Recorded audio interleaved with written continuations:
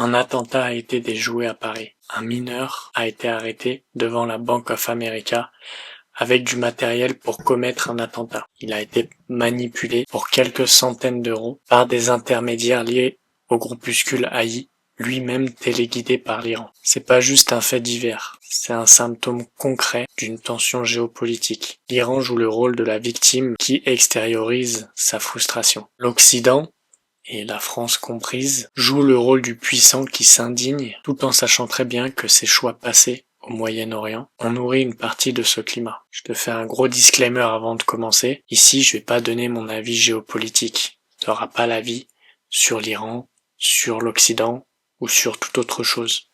Ici, on aborde ça d'un point de vue psychologie analytique. C'est de comprendre comment des dynamiques de refoulement intérieur arrivent à créer ce genre d'événements, ce genre de faits divers. Si tu attendais des polémiques ou tout un tas de choses comme ça, tu peux partir de la vidéo. C'est pas intéressant pour toi. Mais si tu veux comprendre mécaniquement ce qui se passe dans les comportements pour que cela puisse arriver à des pays et que certains pays utilisent d'autres personnes pour justement servir leur cause, c'est tout ce qu'on va traiter ici. Pour comprendre tout ça, déjà, il faut comprendre ce qu'est l'inconscient collectif. Alors j'ai fait une vidéo sur qu'est-ce que l'ombre, tu peux la voir quelque part autour de la vidéo, tu auras juste à cliquer pour déjà que tu comprennes comment est-ce que ça fonctionne à l'intérieur de l'ombre, si tu n'as pas de notion. Et ensuite l'inconscient collectif, c'est tout se comporte à l'intérieur de nous, c'est un fond collectif, donc tu as absolument tout à l'intérieur, toute l'histoire de l'humanité, toute l'histoire d'un pays, toute l'histoire de ta famille, tout ça relié au même endroit. C'est pas personnel, c'est universel. Et à l'intérieur, tu peux retrouver des figures anciennes, comme par exemple le guerrier blessé, la victime en colère ou le manipulateur cynique, ou encore la peur viscérale de l'autre. Pour te faire une représentation mentale, imagine ça comme un océan. À l'intérieur d'un océan, tu as des bateaux échoués, tu as des avions, tu as des sous-marins, tu as des poissons en forme étrange qu'on n'a jamais vu nulle part, tu as des baleines, des choses énormes, tu as de tout petits poissons, tu as des vestiges de civilisation, tu as tout un tas de choses comme ça. Et l'inconscient collectif, c'est exactement la même chose. Vois ça comme un océan rempli de tout ce qu'un océan peut contenir. L'Iran joue le rôle du faible, de la victime, qui extériorise, qui externalise sa frustration.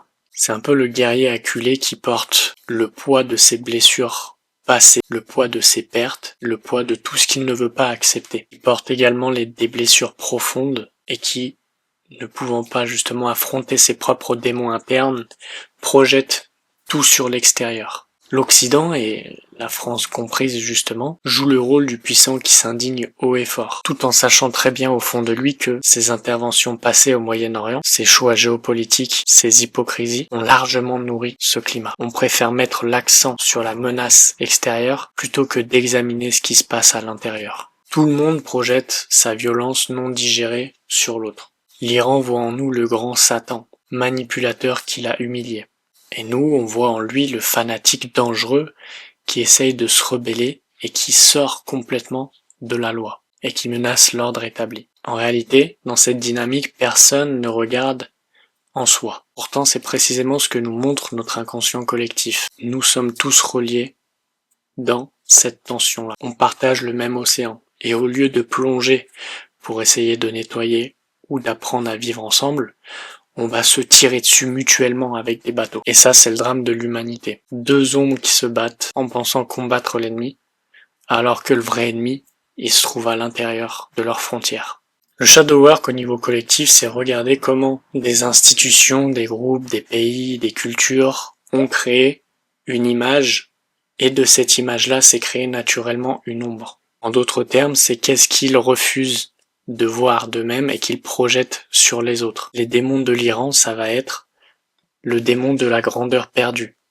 Autrefois, l'Iran a été l'empire perse, une des plus grandes civilisations du monde. Tu avais de la lumière, tu avais de la science, de la poésie, de la tolérance relative, c'est là qu'on a vu Cyrus, etc. Et aujourd'hui, c'est tout l'inverse. On a l'impression de revenir au Moyen-Âge, en grossissant les traits. Au lieu de faire le deuil et de reconstruire une nouvelle grandeur moderne, il reste coincé dans la posture on était les rois et on nous a volé notre place. C'est un peu le guerrier qui rumine ses victoires d'il y a 2500 ans et qui reste rouillé dans son armure. Et donc naturellement, cette forme-là va être projetée sur les pays qui aujourd'hui deviennent des puissances mondiales, parce qu'ils projettent naturellement ce qu'il y a eu à l'intérieur de leur culture et qui s'est effondré en venant mettre la faute sur les Amériques, sur l'Occident, sur tous les pays qui sont aujourd'hui là où eux étaient avant. Un des démons, c'est la révolution qui a mangé ses enfants. En 1979, la révolution islamique, c'était censé être la libération du peuple contre l'achat. Le tyran moderne est un peu le pantin de l'Occident. Mais très vite, elle a créé son propre système autoritaire, sa propre élite corrompue et sa propre régression. Le démon ici, c'est l'idéal révolutionnaire qui s'est retourné contre eux-mêmes. L'énergie libératrice est devenue ce qui les a opprimés, ce qui les a enfermés. Et aujourd'hui, quand les jeunes Iraniens et surtout les femmes descendent dans les rues, c'est littéralement l'ombre de cette révolution-là qui se retourne contre eux. Et le régime ne peut pas l'admettre, sinon absolument tout s'effondre. Un autre démon, c'est le démon de la victime qui devient le bourreau. C'est très connu en psychologie, ça, c'est ce qu'on appelle le triangle de Karpman. Donc si tu sais pas ce que c'est, tu tapes sur YouTube triangle de Karpman, tu as des centaines de vidéos qui en parlent. Et l'Iran a vraiment été humilié en 1953 par un coup d'état de la CIA. Et les Anglais.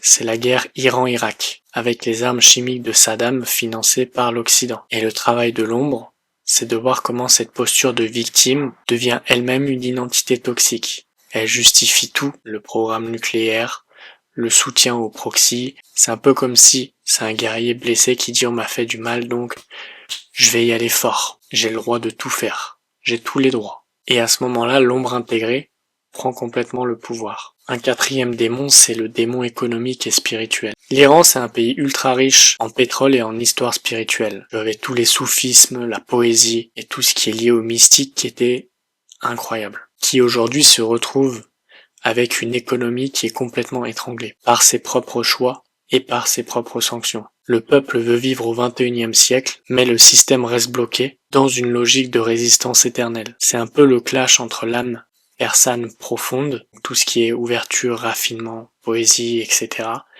et la carapace idéologique actuelle. Et ce clivage interne-là, c'est l'un des plus gros démons. L'Iran se bat contre lui-même avant de se battre contre les autres. Si l'Iran arrivait un jour à intégrer son ombre, et c'est tout ce que je lui souhaite, il faudrait à la fois reconnaître ses vraies blessures historiques, un peu comme a fait l'Allemagne, et ses propres dysfonctionnements internes, sans que ça casse tout le récit national. Mais bien sûr, l'Iran n'est pas le seul à avoir une ombre, n'est pas le seul à avoir des démons.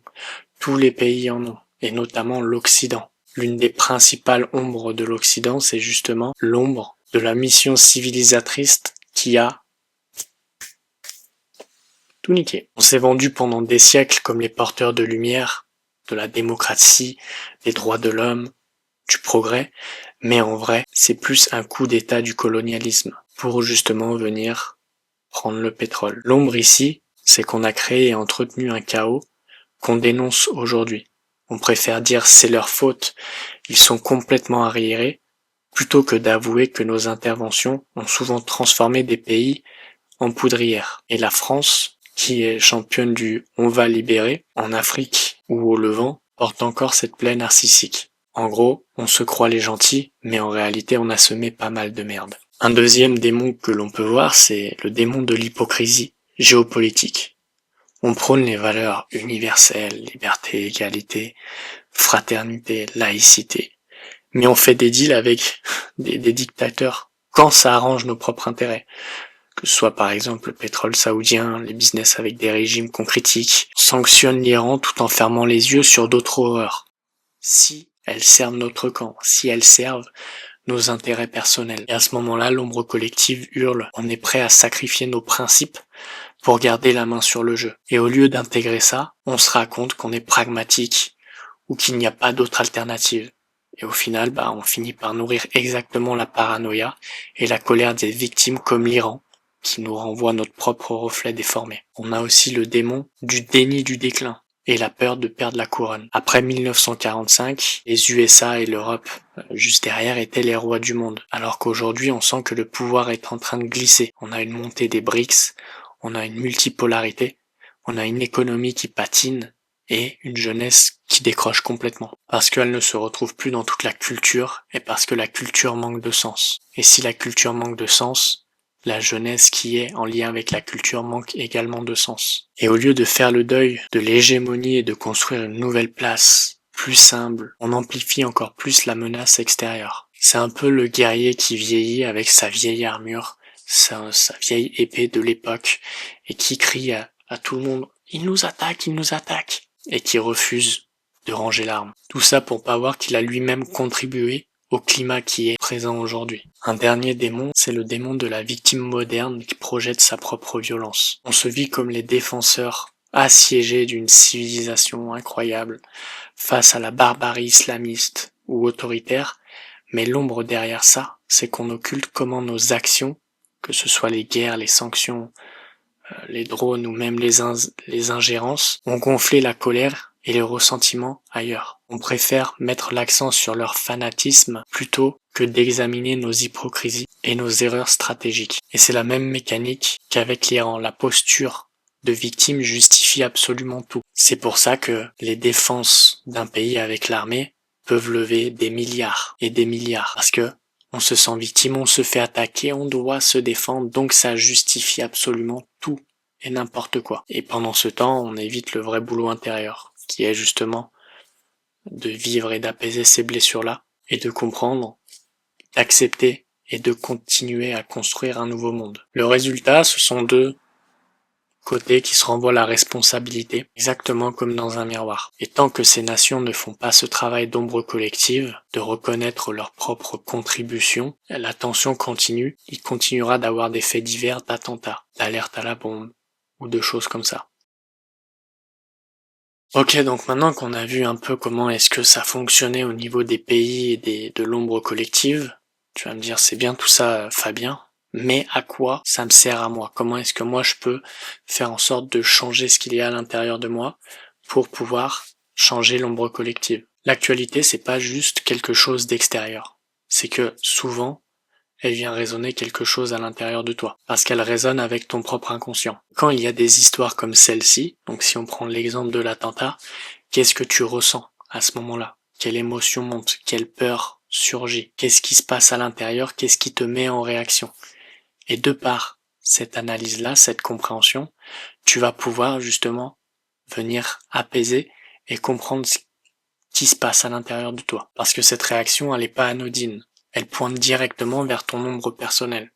Et comme on l'a vu dans la vidéo de Qu'est-ce que l'ombre, l'inconscient collectif, l'ombre collectif, est créé par plein de petites ombres personnelles. Et si toi tu changes ton ombre personnelle, tu vas changer l'ombre personnelle de quelqu'un d'autre, ou tu vas l'aider, etc., etc.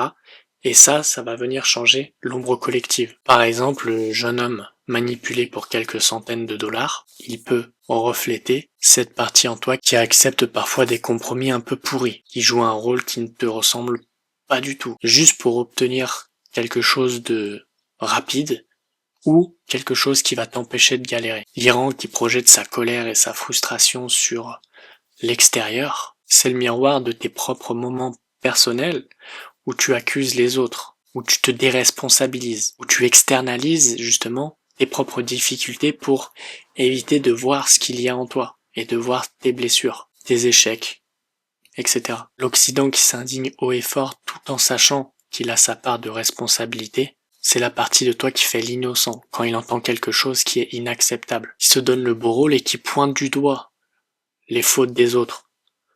Parce que ça, justement, c'est ce qui t'empêche d'y voir clair. À ce moment-là, l'actualité devient un miroir géant. Elle grossit en version dramatique et géopolitique tout ce qui se passe en plus petit à l'intérieur de toi. Et au lieu de voir les faits divers comme quelque chose de dramatique, comme quelque chose de lointain, tu peux les transformer en un élan précieux, comme une invitation à venir intégrer ces parts de toi refoulées, réprimées, oppressées, par toi-même. Mais pas pour plus te flageller, mais pour simplement les regarder en face, avec curiosité, douceur et surtout avec amour. Parce qu'au plus tu intègres ton ombre, au moins tu te fais piéger par elles. Et au moins tu te laisses emporter par les ombres collectives des pays, des institutions, des groupes, ou tout un tas de choses comme ça. Et comment ça se manifeste au quotidien? Parce que le vrai truc, c'est comment est-ce que dans ta vie, tu peux le voir et comment est-ce que ça vient créer tout ce que tu ne veux pas. Si par exemple tu ressens une petite frustration, une petite colère contre le boulot qui te saoule, contre les prix du carburant qui montent,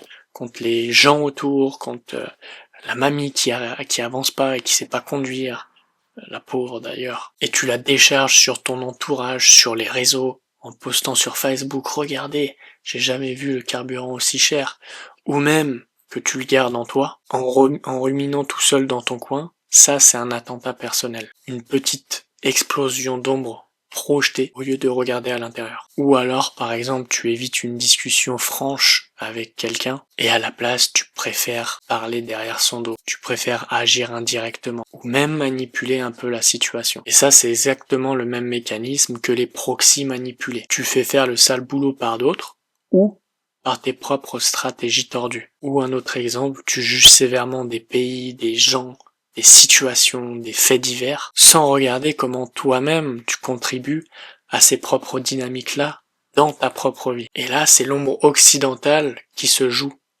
en toi, à plus petite échelle. Tu fais l'indigné, tu montres du doigt tout en sachant au fond que tu n'es pas complètement clean non plus. Shadow work, le travail de l'ombre, l'intégration de l'ombre personnelle, y a rien de compliqué. C'est justement de remarquer ça, de se dire ah ouais, moi en fait aussi je peux être comme ça à des moments. Et au plus tu vas dire non, ça c'est sûr, jamais comme ça, au plus il y a une distance avec ton ombre. Parce que en plus d'être dans le déni, tu ne vois pas comment est-ce que ça agit sur toi. Tout est relié.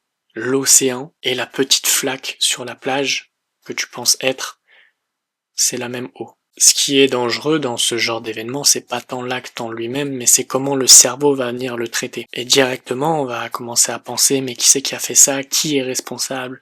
Qu'est-ce qui s'est passé? Et très vite, le mental, il part à la chasse de il faut un coupable extérieur. Ah, c'est lui qui a fait ça, tu vas être puni pour ça. Alors peut-être que ça rassure, mais c'est précisément ce piège-là qui continue à alimenter encore et encore les différents faits divers qu'on peut avoir de partout. Combien de fois des manifestations ont été créées, une personne a été enfermée en prison, et des manifestations ont été créées pour libérer cette personne en prison. On fait que de répéter le même schéma avec différents protagonistes. Et ça, c'est un peu le problème parce qu'on croit que la manipulation, la violence, ou même la folie est toujours chez l'autre, alors qu'on est les premiers manipulateurs. On est les premiers violents, et on est les premiers fous avec nous-mêmes. Et ça, c'est ce que j'explique justement dans mon dernier livre, Les Matrices de l'âme. Tu ne vois jamais le monde tel qu'il est, tu le vois à travers de tes schémas internes, de tes blessures émotionnelles et de tes ombres non intégrées. Donc si tu regardes le monde et que tu y vois surtout de la violence, de la manipulation, de l'injustice, de la trahison, c'est aussi qu'une partie de toi fonctionne avec la même mécanique inconsciemment. Peut-être pas au niveau de tuer quelqu'un ou de faire un attentat, ni même avec la même intensité ou les mêmes conséquences, mais avec la même logique de base. Et le problème, ça, c'est que personne ne veut vraiment l'entendre. Parce que tu peux te dire, ok, mais le problème, c'est les gouvernements, c'est la géopolitique, c'est les puissances, c'est le système, etc. Oui et non. Mais plus non que oui. Parce que les systèmes sont simplement que le reflet agrandi de nous-mêmes, les individus. Et tant que l'humain ne fait pas ce travail intérieur, il y a toujours les mêmes scénarios qui vont continuer. Il y a simplement besoin de regarder dans l'histoire, dans les derniers 2000 ans qui se sont écoulés, l'histoire se répète à chaque fois. Guerre, trahison, massacre, génocide, attentat, etc. En l'espace de 2000 ans, on n'a pas avancé d'un seul iota. Donc oui, on a des voitures qui se conduisent toutes seules, on a des téléphones qui sont capables de faire des trucs de fou, on a une avancée technologique de fou, mais d'un point de vue de la conscience, on en est toujours au même point, de tuer quelqu'un d'autre, parce qu'on n'est pas capable de voir que ce qu'il incarne, l'image qu'on a de lui, c'est précisément ce qu'on ne veut pas avoir de nous-mêmes. Et tous les maîtres spirituels qui sont arrivés sur Terre l'ont dit des centaines et des centaines de fois. Que ce soit Jésus, Bouddha, que ce soit d'autres maîtres spirituels, c'est parce qu'on ne veut pas voir ce que l'autre incarne qu'on continue à le combattre. Et tant que cette dynamique-là ne changera pas, le monde continuera de péricliter.